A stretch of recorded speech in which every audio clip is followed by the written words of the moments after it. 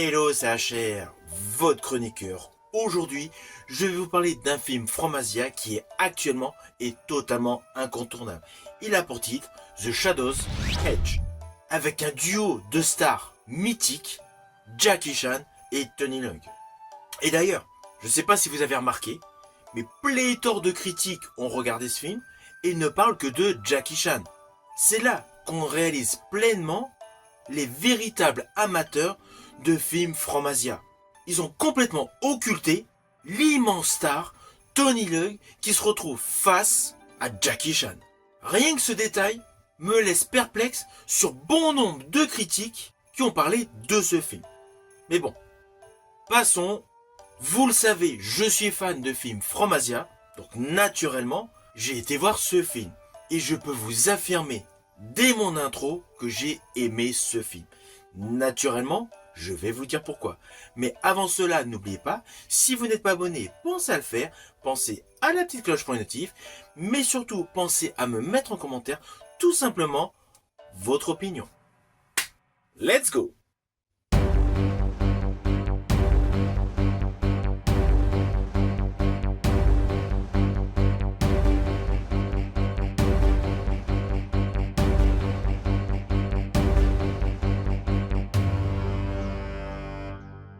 Alors tout d'abord, fiche technique de ce film. Il a pour titre The Shadow's Edge. Il dure approximativement 2h30. Il met en vedette Jackie Chan et Tony Leung. Et il est réalisé par Larry Liang, qui avait travaillé avec Jackie Chan en 2023 pour le film Ride On. Ride On, qui était essentiellement un film humoristique, ce qui n'est pas du tout le cas de ce film The Shadow's Edge. Car celui-ci est extrêmement sérieux, porté tout simplement par l'histoire suivante.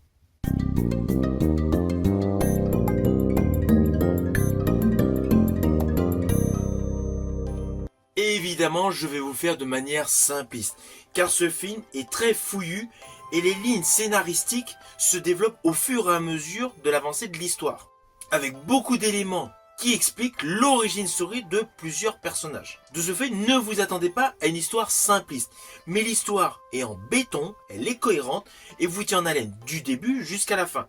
Ainsi, sachez tout simplement qu'en point de départ, nous avons une équipe hors pair de braqueurs qui s'aident essentiellement de l'intelligence artificielle, des caméras et des faux semblants. De ce fait, ils résistent tout le temps leur coup, à l'image tout simplement de celui qui fait office d'ouverture de ce film.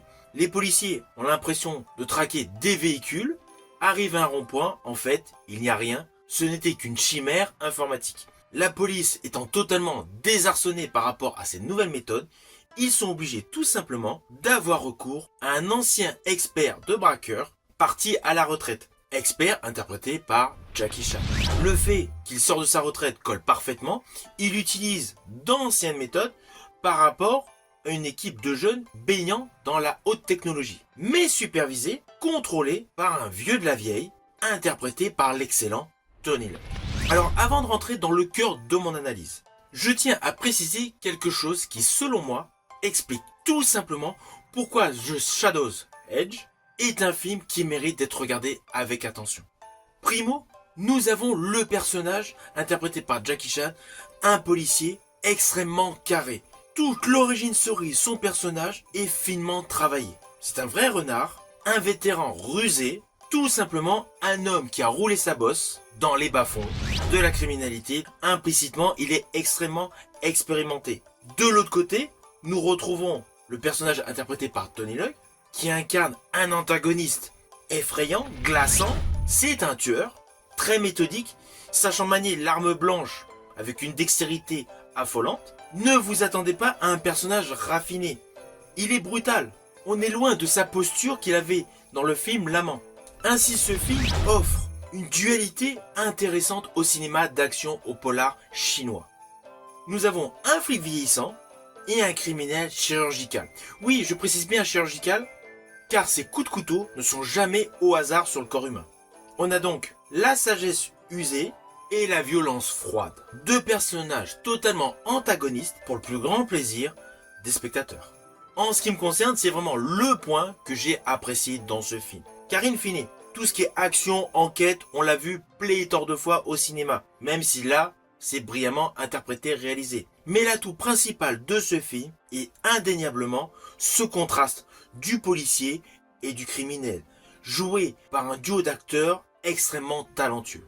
À cela s'ajoute le contraste ancienne génération, nouvelle génération, surtout par le biais de la technologie, le parallèle de l'univers des méthodes anciennes, des méthodes traditionnelles, des filatures, des planques, parfaitement exploitées dans ce film, avec la mise en exergue du comportement humain, des attitudes, des gestes, surtout de l'observation, et parallèlement l'univers du crime high-tech, le piratage, le cryptage, les faux-semblants. Et évidemment avec pléthore de gadgets ultra sophistiqués, mais cohérents. Et le fait de découvrir le personnage interprété par Jackie Chan, un policier vieillissant, naviguer dans ce monde en utilisant ses prérequis, ses acquis, des méthodes traditionnelles, ajoute une plus-value conséquente à ce film. La grosse innovation de ce film est essentiellement la confrontation entre la vieille école et la nouvelle école. C'est une thématique rarement exploitée au cinéma. Alors comme pléthore de films avec Jackie Chan porte totalement ce film. Et ce qui m'a surpris, c'est d'entendre ici et là Jackie Chan dans un film sérieux, c'est innovant dans sa carrière. Eh bien, je tiens à vous le préciser, tout au long de sa carrière, Jackie Chan a souvent interprété des rôles dramatiques, que ce soit dans le domaine épique aventure ou dans le polar. Oui, c'est clair, majoritairement, il est connu du public pour ses comédies action. Mais perso, l'un de mes films préférés avec Jackie Chan date de 1993. Vous voyez, 1993, on est en 2026. C'était le polar urbain Crime Story. Un polar qui n'a aucune ligne de dialogue humoristique. Tout comme, plus récemment, l'excellent film d'action The Foreigner, où il partage la vedette avec Pierce Brosnan. Et si vous regardez d'un peu plus près la saga policière ultra connue de Jackie Chan, les Police Story, les premiers opus ont un côté amusant, un côté burlesque, mais le film The New Police Story n'a rien de rigolo. Donc implicitement, le fait de découvrir Jackie Chan dans un polar sérieux ne me choque pas du tout.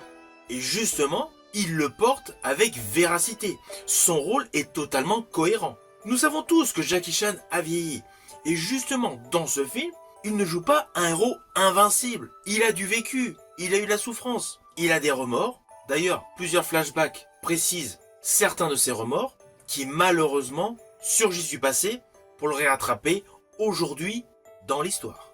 À chaque fois que vous allez voir Jackie Chan dans une séquence, dans un plan séquence, toute sa posture est en totale adéquation avec son personnage. Son regard semble totalement fatigué mais déterminé.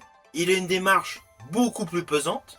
Il est davantage axé sur une intelligence tactique et assure une relation quasi paternelle avec une jeune fille policière dans l'histoire. Naturellement, je ne vous dévoilerai pas l'origine story de cette jeune fille, surtout qui était son père. Alors, ce n'est pas le personnage interprété par Jackie Chan, mais celui-ci a une relation assez paternelle avec cette jeune policière.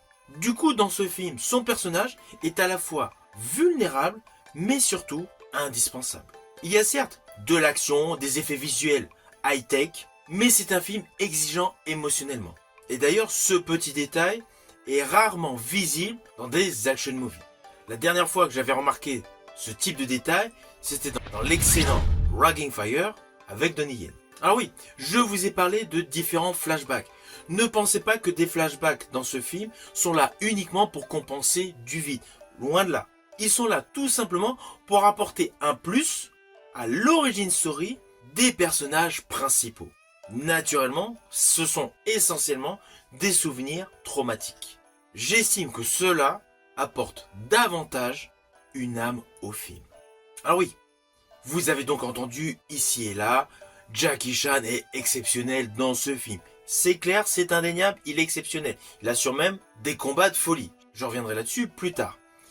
Mais pour qu'un film fonctionne, on va pas se mentir, il ne faut pas uniquement qu'il y ait un héros topissime. Le film fonctionne parce que l'antagoniste, le méchant interprété par Tony Leung, est exceptionnel. Au niveau du cinéma international, on peut compter sur les 10 doigts les véritables méchants qui ont marqué l'histoire du cinéma. C'est évident que le film Le Silence des Agneaux, avec la policière Clarisse interprétée par Jodie Foster, n'aurait jamais cartonné à l'international si le grand méchant Hannibal Lecter n'avait pas été interprété par Anthony Hopkins. C'est indéniable. Toute la force de cet acteur dans le rôle du méchant a apporté du peps et une plus-value à ce film, Le Silence des Agneaux.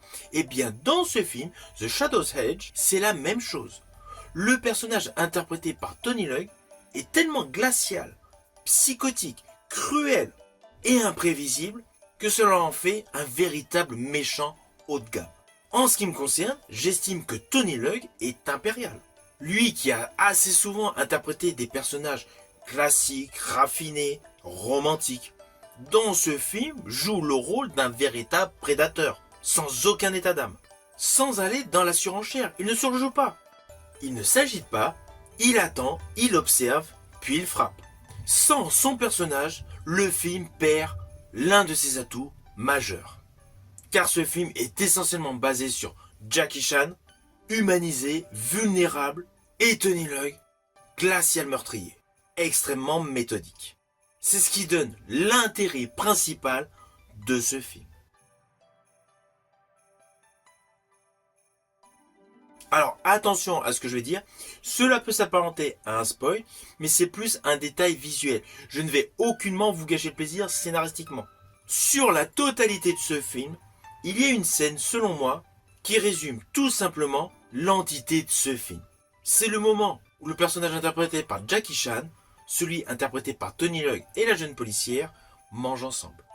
Il semble planer un véritable calme, et surtout, entre cette confrontation sans se dévoiler, entre le policier et le criminel, il y a un détail sur l'origine story de la jeune policière qui est dévoilé, montrant tout simplement que le personnage interprété par Jackie Chan a toujours suivi à distance la carrière de la jeune policière. Alors, cela ne dévoile rien scénaristiquement. Le criminel, le policier, ne savent pas, l'un à l'autre, le futur dénouement de leur rencontre. C'est un moment qui semble être une capsule temporelle, mais gorgée d'émotions. Ces trois personnages sont au même niveau, il n'y a pas d'armes, il n'y a pas d'action, il n'y a pas de poursuite, uniquement de l'émotion autour du personnage interprété par Jackie Chan. Il y a ainsi une révélation qui est exprimée avec pudeur sur l'origine story de la jeune fille, un conflit qu'elle avait subi par rapport à d'autres jeunes filles, mais c'est tourné avec énormément d'intensité. C'est une scène fugace dans son ensemble par rapport à la durée de ce film qui est de 2h30, mais c'est une scène gorgée d'émotions, probablement la meilleure de ce film sur le plan émotionnel. Cela n'empêche pas que ce film est essentiellement basé sous le signe de l'action. D'ailleurs, je vous invite à regarder le générique de fin, comme à son accoutumée pour les films avec Jackie Chan, nous découvrons une partie des cascades qu'il a effectuées. Et ce qui est fou, malgré son âge vieillissant, il assure encore pas mal de cascades lui-même. Alors oui, ce n'est plus les grosses cascades d'antan, mais ce qu'il fait à son âge, je suis pas sûr que beaucoup de jeunes acteurs aujourd'hui le feraient.